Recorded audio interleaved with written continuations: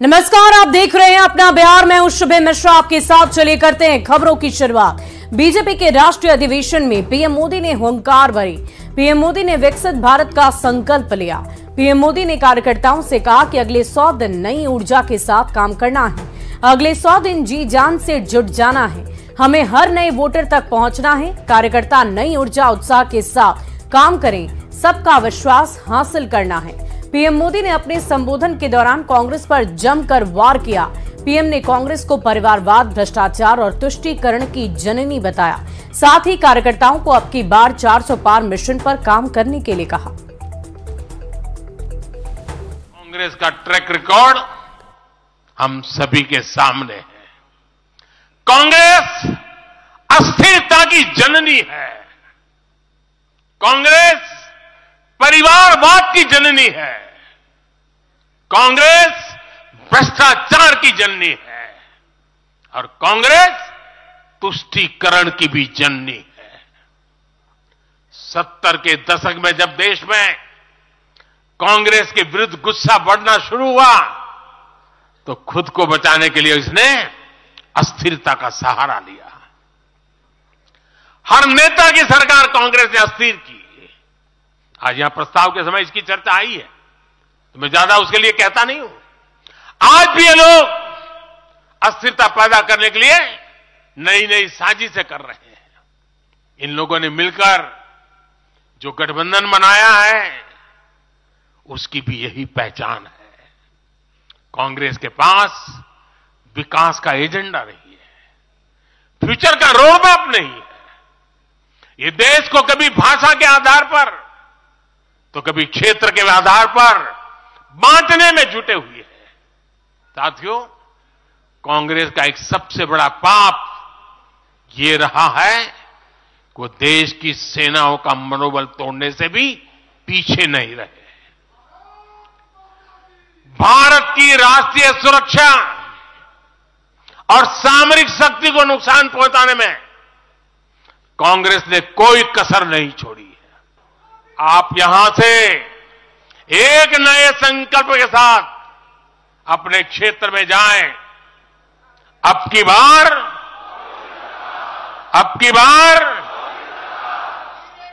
400 पार, अब की बार इस मिशन पर हमें जुट जाना है। भारत ने आज हर क्षेत्र में जो ऊंचाई हासिल की है उसने हर देशवासी को एक बड़े संकल्प के साथ जोड़ दिया है और यह संकल्प है विकसित भारत का। अब देश न छोटे सपने देख सकता है और देश न अब छोटे संकल्प ले सकता है। सपने भी विराट होंगे, संकल्प भी विराट होंगे और ये हमारा सपना भी है, हम सबका संकल्प भी है कि हमें भारत को विकसित बनाना है। और इसमें अगले 5 वर्षों की बहुत बड़ी भूमिका होने जा रही है। अगले 5 साल में भारत को पहले से भी कई गुना तेजी से काम करना है। अगले 5 साल में हमें विकसित भारत की तरफ एक लंबी छलांग लगानी है। वहीं बीजेपी के राष्ट्रीय अधिवेशन में अमित शाह ने हुंकार भरी है। अधिवेशन को संबोधित करते हुए केंद्रीय गृह मंत्री अमित शाह ने कहा कि एक बार फिर नरेंद्र मोदी पीएम बनेंगे। देश ने तय कर लिया है कि नरेंद्र मोदी को एक बार फिर से लाना है। बीते 10 साल में देश का भरपूर विकास हुआ। मोदी के नेतृत्व में पूरी दुनिया में भारत का मान और भी बढ़ा है।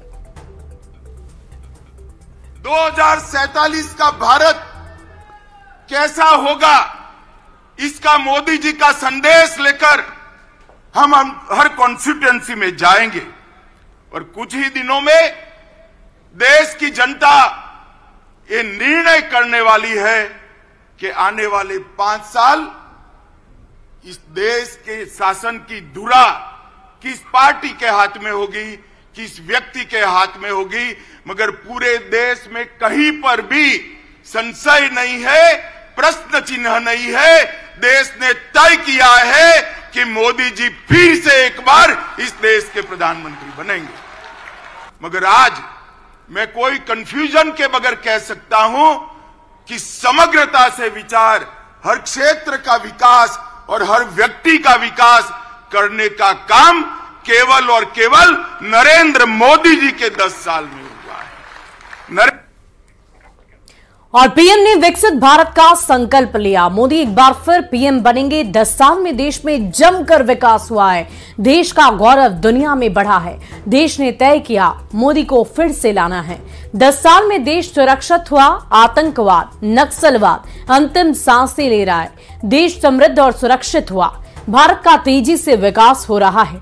परिवारवाद और तुष्टीकरण की राजनीति खत्म। पीएम मोदी ने हर वर्ग को सम्मान देने की बात कही। युवाओं के हाथ में विकसित भारत अभियान होने की बात कही है।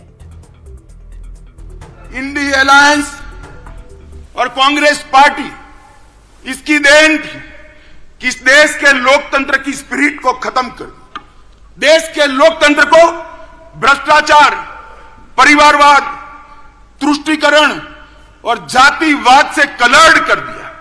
कभी भी स्वतंत्र रूप से जनमत उभर कर न आए, इस प्रकार की लोकतांत्रिक व्यवस्था करने में परिवारवादी पार्टियां लगी रही।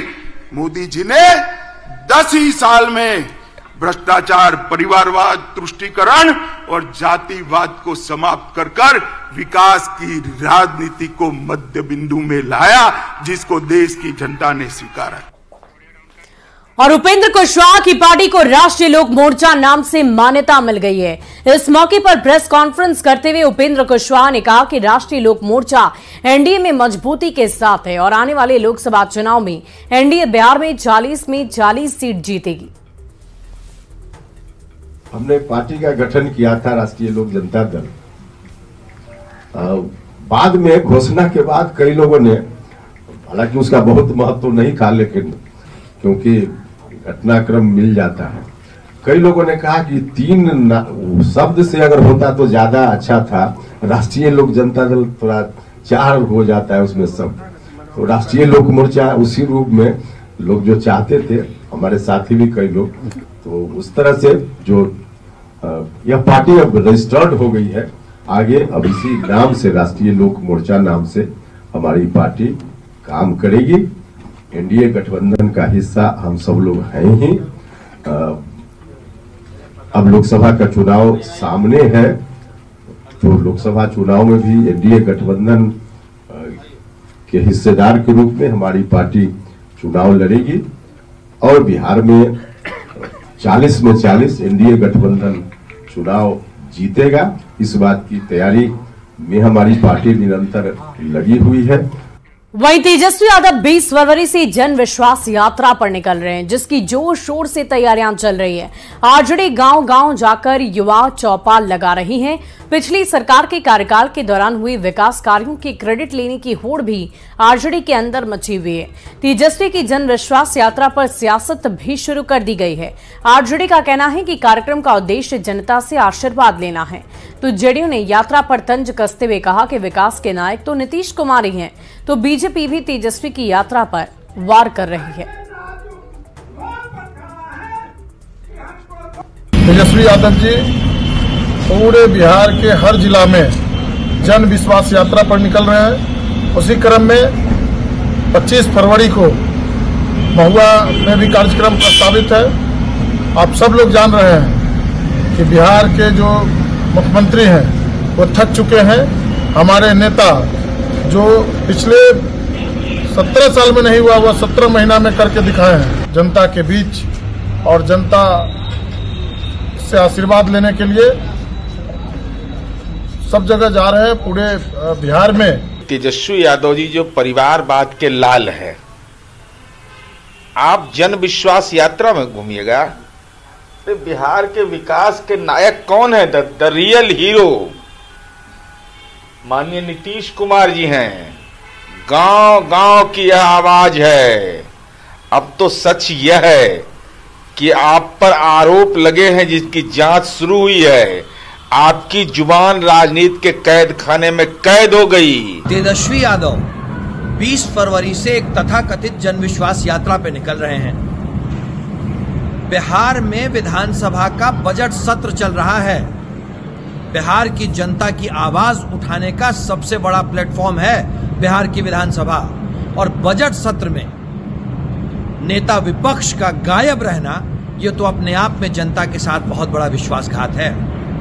तेजस्वी जी, इस बात को आप कब समझेंगे कि बिहार की जनता ने आपसे विश्वास उठा दिया है? और आम जनता पार्टी राष्ट्र के राष्ट्रीय अध्यक्ष विद्यापति चंद्रवंशी ने जिला अध्यक्ष और नेताओं के साथ एक अहम बैठक की है। इस दौरान उन्होंने कहा कि बिहार में 40 सीट पर हम चुनाव जरूर लड़ेंगे। चंद्रवंशी जी, क्या तैयारी है आपकी? देखिए, आम जनता पार्टी राष्ट्रीय जो है, जो पिछड़े समाज के लोग हैं, अति पिछड़े समाज के लोग हैं, उसके मुद्दे पर जो संघर्ष कर रही है, उस संघर्ष के मुद्दे को लेकर के हम लोग चुनाव मैदान में जा रहे हैं। और ये बता दें कि हम लोग 40 बिहार के 40 सीट पर हम लोग चुनाव लड़ना चाहते हैं। बिहार में जो अति पिछड़ा समाज का जो अधिकार है और जो पार्टियां कह रही है कि हमारे झोली में है अति पिछड़ा, इस बार आम जनता पार्टी राष्ट्रीय 40 सीट पर चुनाव लड़ा करके यह बताएगी कि अति पिछड़ा समाज किसके झोली में है। और नशे की सौदागरों के खिलाफ औरंगाबाद पुलिस ने कड़ी कार्रवाई की है। मदनपुर प्रखंड की ढक पहरी में पुलिस ने वन विभाग की जमीन पर लगे 18 एकड़ अफीम की खेती को नष्ट कर दिया है। सर्च अभियान के दौरान जंगली इलाके में अफीम की खेती की सूचना मिली थी। वन विभाग के अधिकारियों की टीम के साथ पुलिस ने अफीम की खेती को नष्ट कर दिया। हालांकि छापेमारी से पहले नशे के सौदागर फरार हो गए।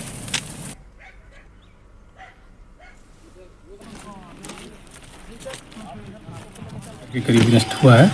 टीम अभी लगी हुई है, अभी ये चलता रहेगा नष्टीकरण।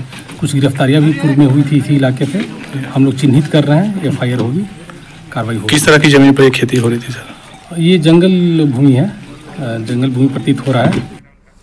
और अगली खबर गोपालगंज से आपको बताएं, जहां पुलिस ने शराब से भरी लग्जरी कार को जब्त कर लिया है। कटैया थाने की पुलिस ने जमुनाहा मोड़ के पास वाहन जांच के दौरान कड़ी कार्रवाई की है। हरियाणा के रोहतक जिले के रहने वाली शराब तस्कर रोबिन और मंजीत कुमार को गिरफ्तार कर लिया गया। पुलिस के अनुसार दोनों शराब तस्कर कार से 224 लीटर विदेशी शराब हरियाणा के सोनीपत से गोपालगंज ला रहे थे। दोनों तस्करों के खिलाफ उत्पाद अधिनियम के तहत प्राथमिकी दर्ज कर जेल भेज दिया गया।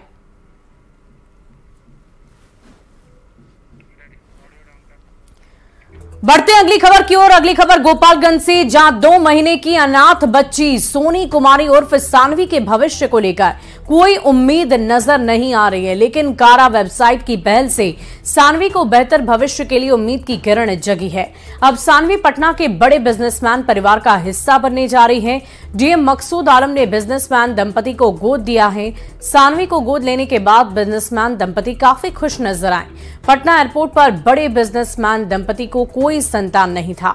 सेंट्रल अडॉप्शन रिसोर्स अथॉरिटी कारा की वेबसाइट kara.nic.in पर दंपति ने रजिस्ट्रेशन कराई, फिर विशिष्ट दत्तक ग्रहण केंद्र से बच्ची को गोद ले लिया।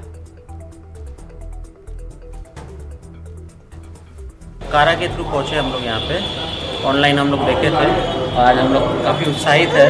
डीएम साहब के थ्रू हुआ हम लोग का एडॉप्शन। जी, आज ये विशिष्ट दत्तक ग्रहण संस्थान से पटना के एक दंपति आए थे जो निसंतान थे, उन्हें हस्तगत कराया गया है। उन बच्चों के लिए क्या कहेंगे जो लवारिस हालत में मिलते हैं? बच्चों के लिए कहना कि वो अगर इस तरह के मिलते हैं तो विशिष्ट दत्तक ग्रहण जो है यहाँ पर लाके रखें, ताकि उनके फिर जो चाहने वाले कुछ ऐसा ऑनलाइन जो आवेदन देते हैं वो ऐसे जरूरतमंद को दिया जा सके। और फिलहाल इस बुलेटिन में अभी के लिए बस इतना ही। आप बने रहे न्यूज़ 18 बिहार झारखंड के साथ।